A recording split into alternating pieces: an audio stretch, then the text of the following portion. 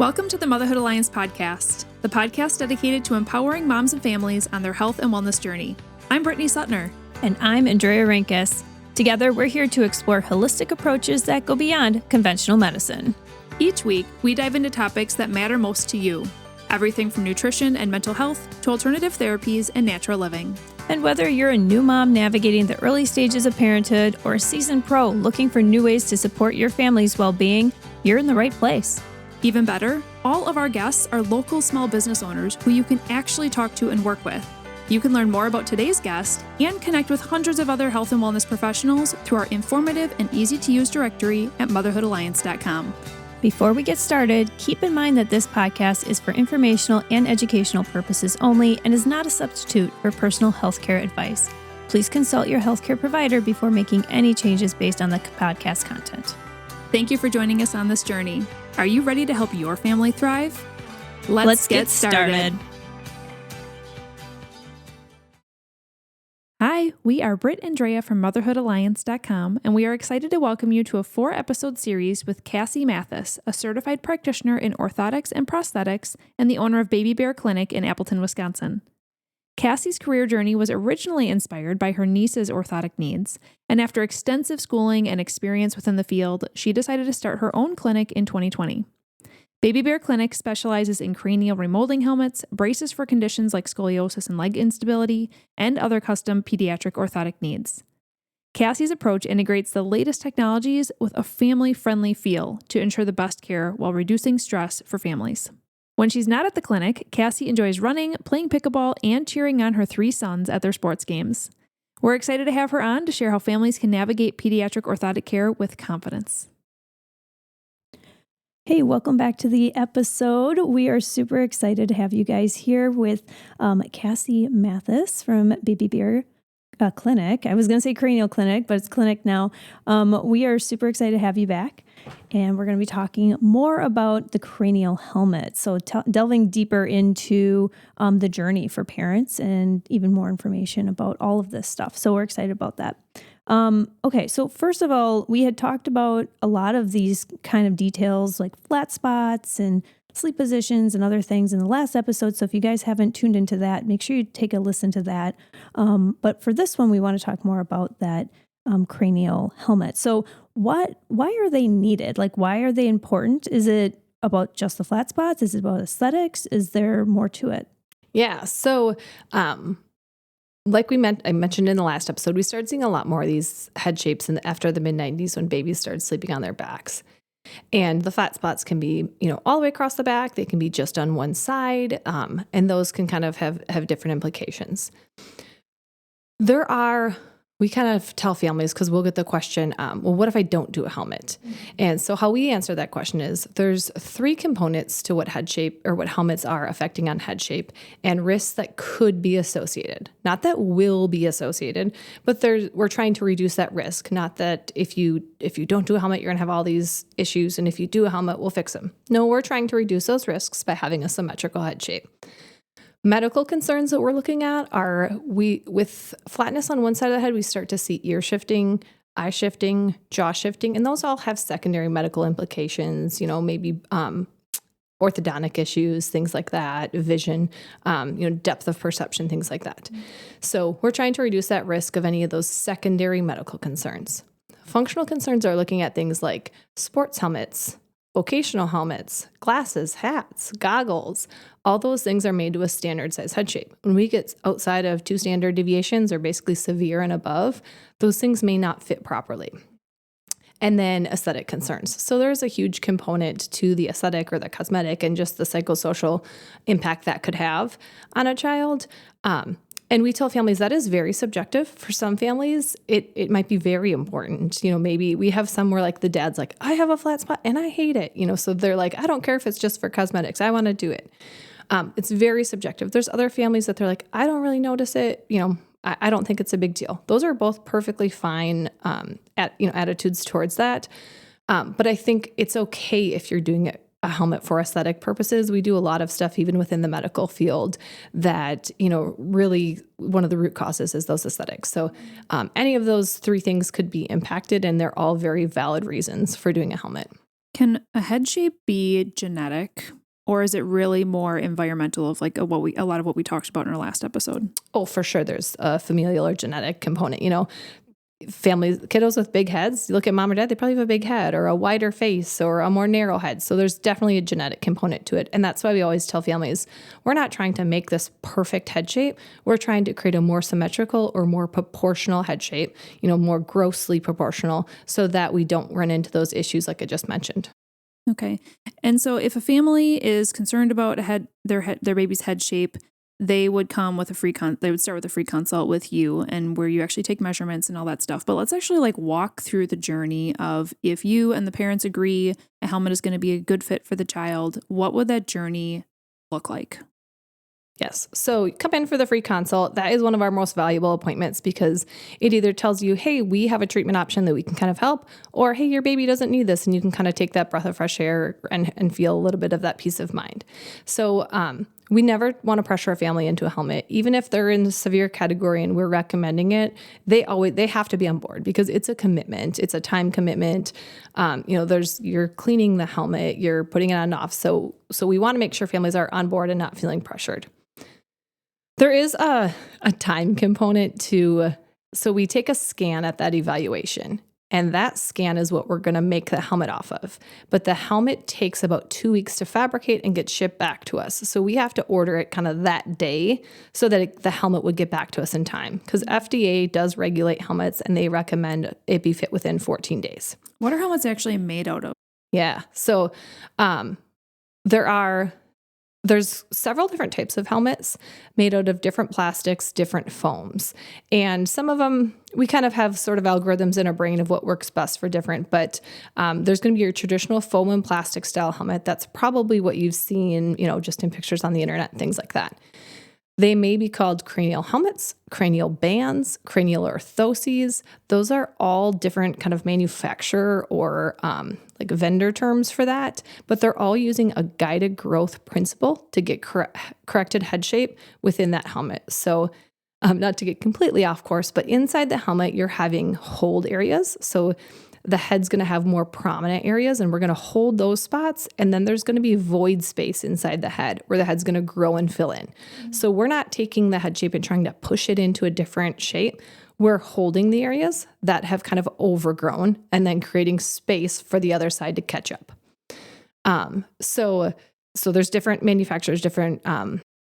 I find that really interesting, actually, because I'm sorry to interrupt. Yeah. It's the thing is when you think of a baby wearing the helmet, you think it's more preventable. Like, they're not going to lay on their flats, or they're not going to make a flat spot. But when you say it's molding, it literally is molding those areas, and you're really intentional about which spots you're, holding and which spots you're letting grow a little bit more. Yeah, because we'll have parents that are like, well, they're not sleeping on their back anymore. Won't it kind of get better on its own? Right. And you're removing one piece, you're removing the contact, but you're not letting it kind of catch up. And a really crude example is like a pumpkin, right? So you get that flat spot on a pumpkin, and then you notice it, so you flip the pumpkin up once it's big enough. That flat spot doesn't continue to get worse, but you always know which side was the flat spot. And so that kind of happens with the head shapes too. We kind of always know where that flat spot was if it was severe enough. Going back to the styles of helmets, so we have our traditional plastic and foam. We do have Surlyn, so it's like a clear plastic style. Those are most often used post-surgically. And then we do have some really new, cool 3D printed. So in the orthotic and prosthetic field, 3D printing has really kind of taken off. And parents love them because they're a little bit more breathable. They have like a lot of holes in them. They're not perfect yet. Our gold standard foam and plastic helmet is so adjustable. It just works great. The 3D plastic or the 3D printed ones have really great response from families, but there are a few clinical things where we're like, in the more severe cases, it might not be the best option.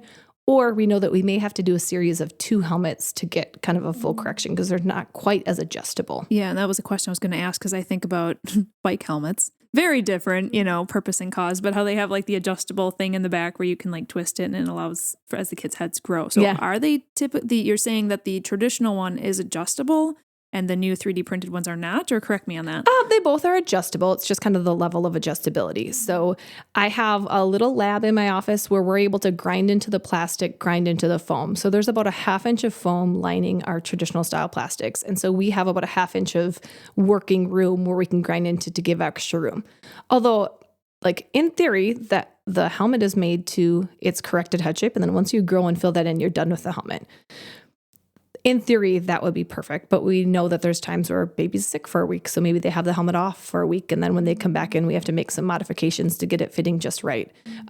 The 3D printed ones just have a little bit thinner foam. It's lower profile, so it looks really cool, and there is some adjustability, but they're new to the US like in the last year, so they're still working on them. And we work with awesome manufacturers. It is a really small field, so we're giving them direct feedback of like, hey, this worked well, this didn't, and they're responsive to that. So they're going to continue to get better and better and better, and I'm very excited about that. But it's finding that balance too. Okay. So then getting back to the journey, you said it takes about 2 weeks for the helmet to come in. How do babies typically react to you putting a helmet on them and then wearing it? And another question to piggyback off that is, how much time are they wearing it in the day? Are they sleeping in it? Is this like a permanent structure on their head for the amount of time? So how do they react? And then what's kind of the time frame? Yeah. So babies do great with the helmets.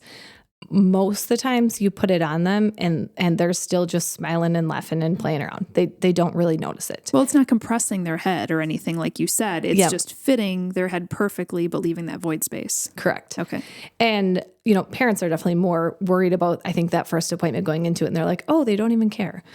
There's a break-in period. So helmets are worn 22 to 23 hours a day, but we're not doing that on like day one. Day one is like, let's wear the helmet for 2 or 3 hours throughout the day with breaks in between those. Day two is let's wear the helmet for 2 to about 2 hours length of time and some breaks in between a few times throughout the day. So you're working your way up to that. And then not sleeping in it till, a little bit later in the week. But they are wearing it pretty much all the time, but with breaks. So we say, that hour to 2 hours, you can break that up into 15-minute breaks throughout the day. Most families are going to do a little longer break in the evening for bath time and snuggle time, because the number one complaint or I'd say thing that parents don't love about the helmets is they get stinky. Yeah. So babies are, they're pretty warm in there and they get stinky. So getting that hour to kind of snuggle and wash the helmet. But as far as like them tolerating the helmet, they do really well. And that's not every baby. Like I'd say 80% do awesome with it. No big deal. And then we have our 20% who maybe take a good 2 weeks to get used to it. And then we have that like 1% where parents are like, they won't wear it. All they do is cry. I think there's a few of those babies. And then there's sometimes where I think parents have not accepted it. And they're like, babies are really smart. Like they're little, but they are smart. So if every time they cry, you take the helmet off, they learn that really quickly. So we do everything we can to try and, make sure it's nothing that's caught inside the helmet that's causing them to be uncomfortable. Babies also like, are they going through a sleep regression? Are they getting a tooth? Yeah, do they have a little fever? Reasons. Yeah. So it can be hard. Like if you hit it at the wrong time, that break-in can be hard, but like overall, it usually goes well. We do a survey at the end of every treatment and like almost unanimously families say it wasn't as bad as I thought. So the break-in period that's necessary just to help them get used to it, help the parents get used to it, sort of thing. Yeah. And, skin. So the skin does build up, I think, a little bit of a tolerance, and making sure that if there is any sort of pressure point or maybe like a rub spot, you're not wearing it for 20 hours and all of a sudden you take it off and it's an open sore. That you can kind of be like, oh yeah, that's been a little red. Okay. As we're increasing wear, it's getting a little bit more red, and then we can address that so it doesn't become an issue. Makes sense. Yeah. And you're talking about babies, being pretty comfortable with it. But I think about if you have a kiddo who's maybe a little bit older starting into a helmet, would they potentially put up a little bit more of a fuss? And so let's talk a little bit about the different age groups. So we touched briefly on this in the first episode, but I want to dive in a little bit deeper into what is kind of the youngest age that you start a baby at? And then what does their journey look like versus what's kind of the oldest side that is appropriate for a helmet, and what does their journey look like? Okay. So 3 months is usually the earliest that we would kind of start the process of getting a helmet. Now, we see kiddos who are younger where we're kind of doing that screening. We're helping educate mom on how they can do some repositioning. Like we've seen babies at like I think the youngest was 3 weeks old, but sometimes we'll see them around like 8 weeks or so where that flat spot's starting to develop. And that's when we try, if you can come in then, we can maybe really try to change habits and get some correction where you don't need a helmet. Making sure that you're in, the proper therapies and getting additional treatments if you need it. So if you're coming in around 3 months, there's usually, so we mentioned it takes 2 weeks to make the helmet. Most often there's going to be an insurance piece to this, and that takes time. So we need to get your doctor's notes and prescription. We need to submit it to insurance, and that typically takes about 2 weeks. So if we see baby at 3 months, we kind of get all of our administrative stuff. Hopefully we're getting them fit in the helmet about 4.5 months. That is like the sweet spot. If we can get a baby in there, they wear the helmet for about 2 months. It brings them through that 6-month kind of gross motor milestones where they're just naturally off the back of their head through play and, maybe they're starting to sleep on their tummy. So that is that sweet spot if we can get them in there at 4.5 months. But we can't eval at 4.5 months. We need to be seen just a little bit before. And that treatment, it goes beautifully. The baby's heads are growing really rapidly that you see correction. Week 1, you see correction. Week 2, you see correction. And it works really well.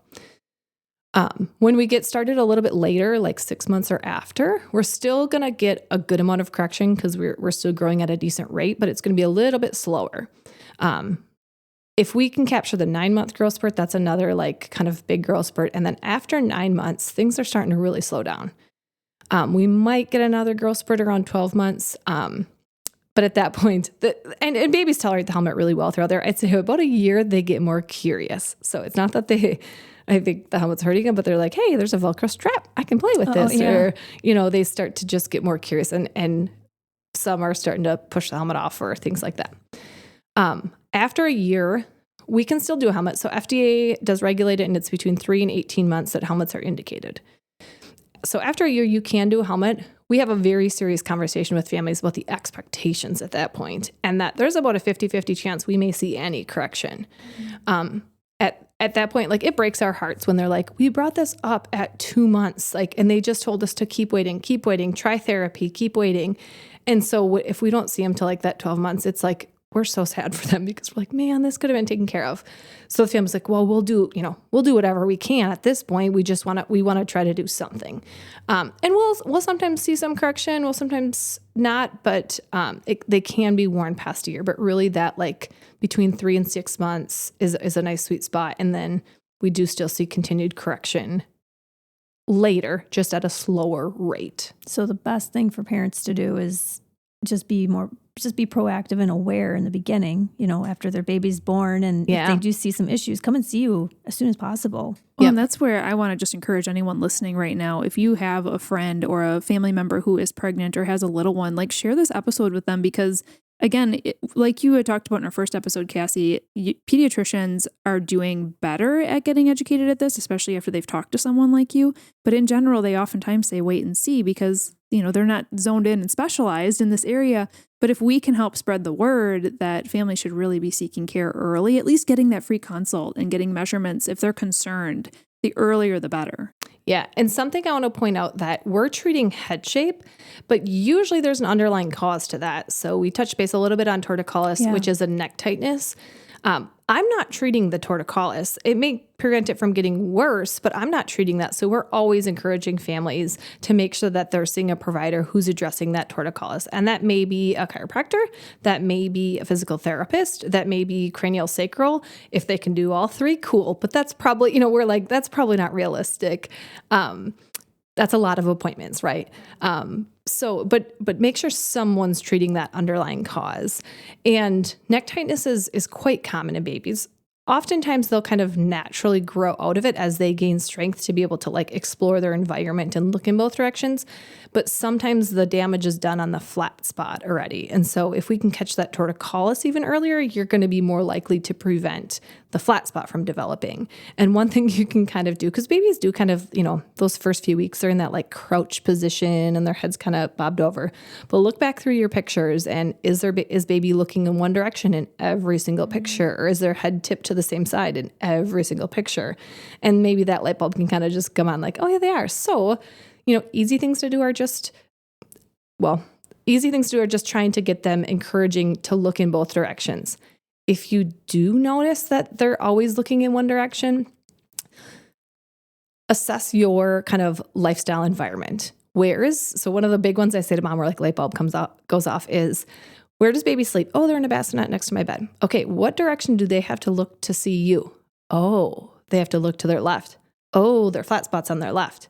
Okay, so how about we switch which position they're in so that they have to look to their right to look towards you? Same with like diaper changing and things like that. Some of those just natural things.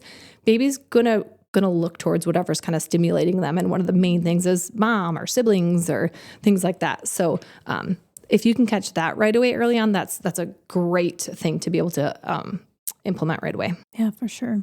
How often does it happen where a baby actually needs to get a second helmet? Not too often. We do see some of that, but usually we can get full correction in one helmet. Or even if we don't get full correction, we get enough correction that the family is like, oh no, like it looks so much better. We're happy to do it. So once we drop underneath that moderate is when, we're trying to get into that optimal level, but we have plenty of families who discontinue treatment at mild. And that's like, we're going to encourage you and we're going to educate you on why the benefits of continuing with treatment, the benefits of discontinuing or what those implications could be. But it's, this is a family-led choice. We tell families, head shape is not a life or death condition. So while it is medically necessary and medically recommended, we're not affecting brain development. We're not affecting head growth. Like a kid with a flat spot, and I'm sure you've seen them around, they're still going to grow up to be, a happy, healthy, beautiful kiddo. But, maybe they have, an underbite or something that could have been prevented. Like, is that the end of the world? No. So we don't ever want parents to feel like if they miss that, like it's going to be okay. But if we can help them, we want to make sure we can help them too. So you had mentioned that 18 months is kind of the guided recommendation, or it's the guide for saying your helmets no longer apply here. So is there any hope for like adults who have a flat spot, or is that just the way it is because your head is solid now? Yeah. So there's like silicone implants. Oh my. Yeah. So there's, I've seen some of that where it's pretty invasive stuff that, is just kind of covering up the issue. I mean, and that would be more aesthetics. It would be aesthetics, but it was pretty interesting what you talked about in the beginning where it's like, well, how baseball hats fit and how helmets fit and all that stuff. Yeah, I could see that being pretty impactful. Okay, well, one more thing I do want to touch base on is what is the common cost that families can expect for a helmet? Yeah, so insurance, this is kind of a myth that, insurance doesn't cover helmets. Insurance covers helmets, I would say 90% of the time, as long as they're within that recommended treatment range. And so there's kind of some numbers, and we want to make sure they're moderate or above. And we're doing that piece for you, making sure they're an appropriate candidate. And then usually insurance covers. Now, it's the beginning of the year, right? So people haven't met their deductibles. So depending on insurance contracts, it's going to be somewhere around like the $2,500 range for a helmet if none of your deductible has been met or you have a high out of pocket or whatever. And then we do have families who private pay, and that is $2,500. We do additional discounts for kind of prompt pay and that cash pay. And that's a treatment cost. So that's similar to braces on your teeth where you're paying for the helmet and then every single follow-up is included in that. So you're not paying at each visit. It's all included. Okay. That is helpful just so that families who are listening are just kind of have a full picture on what to expect. I think that's actually pretty fabulous because, I mean, for private practice that you have, they have that payment, but then all those appointments are a part of it. That's pretty great. How many appointments are there? Like once they kind of get the helmet, how often are they checking in with you? So depending on the age, so a younger baby's growing faster, so we might see them a little bit more often, but typically we do a 1 week follow-up, 2 weeks after that, 3 weeks after that, and then every 3 to 4 weeks from there on out. Okay, perfect. Is there anything else that families are commonly asking you about this journey, or do you feel like we covered most of it? I feel like we covered most of it, yeah. I think the one thing to just really keep in mind for families is the timeline. You don't come in and get a helmet that day. It is a process. And so that the timing is so important for that positive experience and that like really efficient growth. But remembering that you're not coming in and getting a helmet that day. There is, an insurance process that can take 2 to 3 weeks. There is that ordering process that's 2 weeks. So right in there, you're a month out before you get the helmet. Mm-hmm. And I mean, this is a pretty short timetable like we talked about. So that is a good reminder. Yep. Awesome. Can you share again, what is your website if people would like to learn more and connect with you? It is babybearclinic.com. Perfect. Thanks so much for sharing all of your knowledge on helmets. I feel like if I had little kids, if I had babies, this would be super, super helpful just to put my mind at ease, not only with what the journey looks like, but also knowing that like you are accessible and you are here for families that are local. So in our next 2 episodes, though, we're going to be diving into kind of your newer offerings, which are going to be lower limb orthotics, as well as braces for kiddos with scoliosis. So stay tuned for those episodes. If you enjoyed this episode, would you consider leaving a rating or review or sharing it directly with a friend who could benefit from the information? We know that you're a busy mom or caregiver, and our goal is to make your life easier by bringing tips and tricks directly from experts into your earbuds. By sharing this episode with someone you love, you can play a critical role in helping to make their life easier as well. We appreciate your time, and thank you for being a part of the Motherhood Alliance family.